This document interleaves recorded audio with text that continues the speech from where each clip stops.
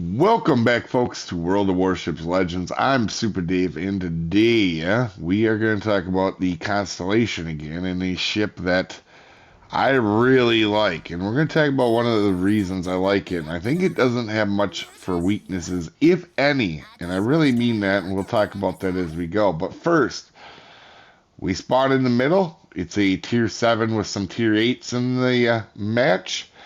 We're middle spawn, so you can see I'm starting to push up, try to take the middle. Constellation can be very good up close if you allow it. If you are just going to charge in and die, not necessarily a great ship for that.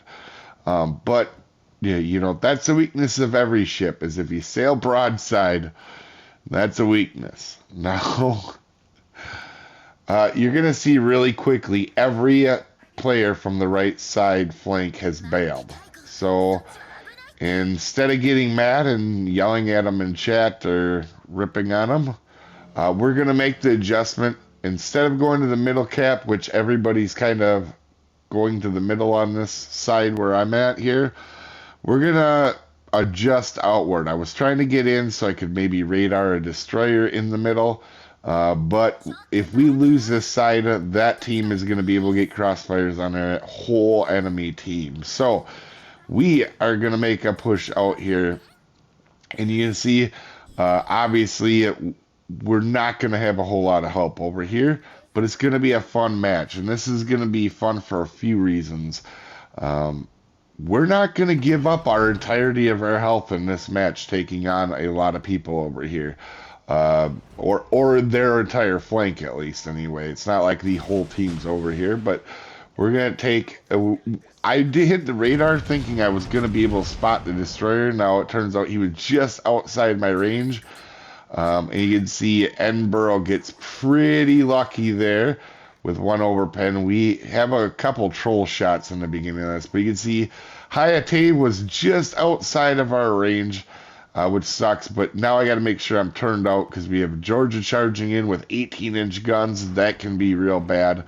And Edinburgh's charging in, and we know there's a destroyer here, so we got to be careful, especially till I get my radar back. I actually thought that was going to be a much better radar than what it was.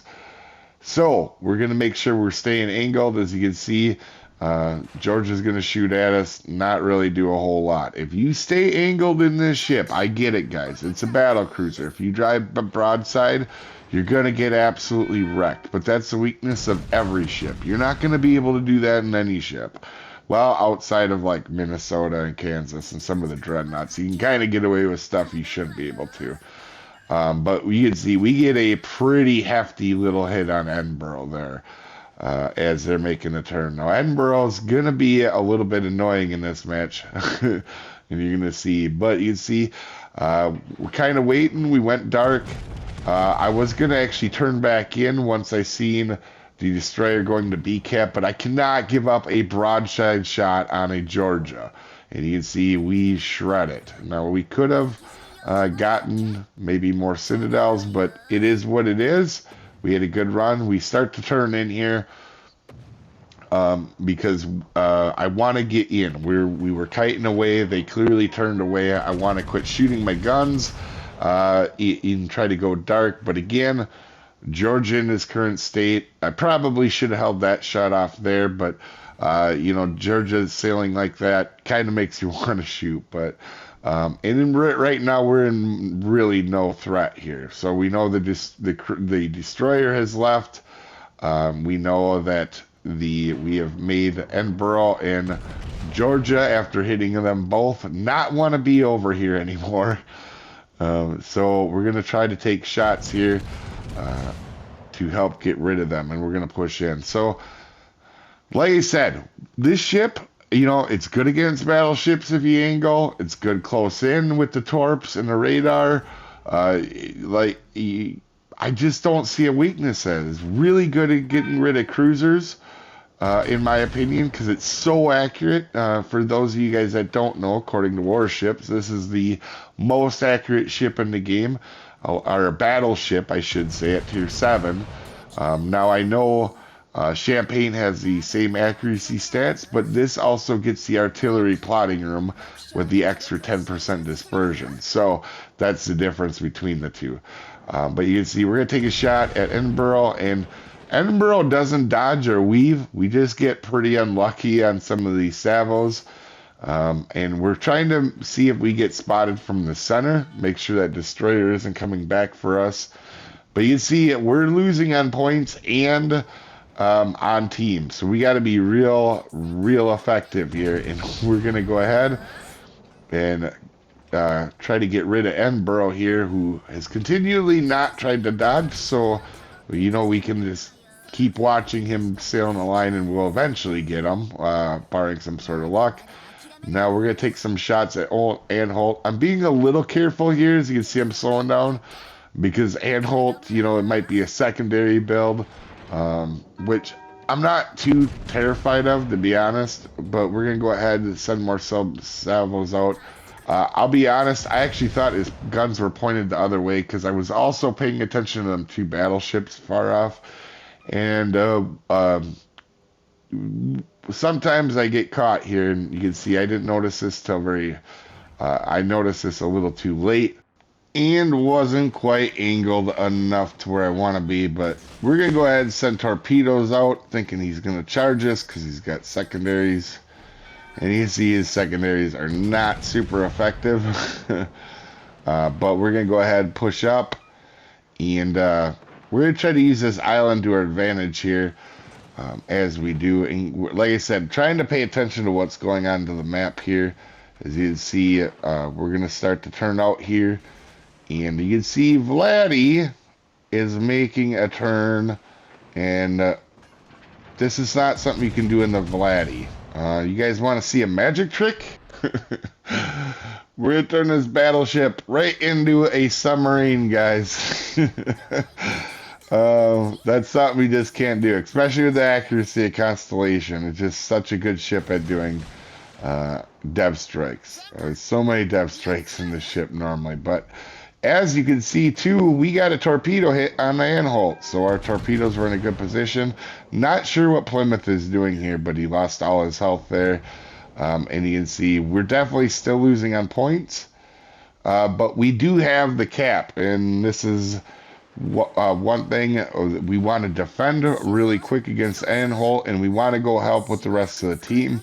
As you can see, there is a cruiser spotted pretty close, hiding behind that island, who's also taking pot shots at me, as we're going to get rid of Anholt as well. And very quietly, we've had a 190,000 damage game right here. Now, you guys clearly see that the last cruiser, I think it's Ochakov, is behind this island. So I go dark. We have this, and I'm thinking, I'm going to either sneak up on BCAP or sneak up on Ochakov. And to be honest with you, I was really just trying to get Ochakov off the board. It's the only thing we could really get to. As you're going to see, the destroyer is right there, and I really can't take a shot, and I want to remain unspotted so I can sneak up on Ochakov. Now, Ochakov, I don't know it at this time, but you're going to see what he does later. Otherwise, this could have been a pretty epic game. That being said, guys, back to the ship. Against Battleship, it fares very well. You have to angle, but you can see we didn't give up our whole health, and we went up against 18-inch guns who didn't hurt us very hard. Not anybody really hurt us. If you angle, and you've seen this in multiple other matches I've had with this ship, you're absolutely fine. Against cruisers, it's so accurate. The shell's a little lobby because they are the West Virginia, Colorado 16-inch guns. Yep. But they are accurate, so if you know that they're a little bit lobby, you can get a lot of plunging citadels with this ship. But you can see I'm sneaking up on the way, and obviously this is one of the few battleships that isn't super weak against destroyers, because you have a good radar, you have really good accuracy, and you have torpedoes if you need to use them. Now, don't rush in and try to use your torpedoes all the time. but they're there if you need to use them, and they work really good against charging German battleships.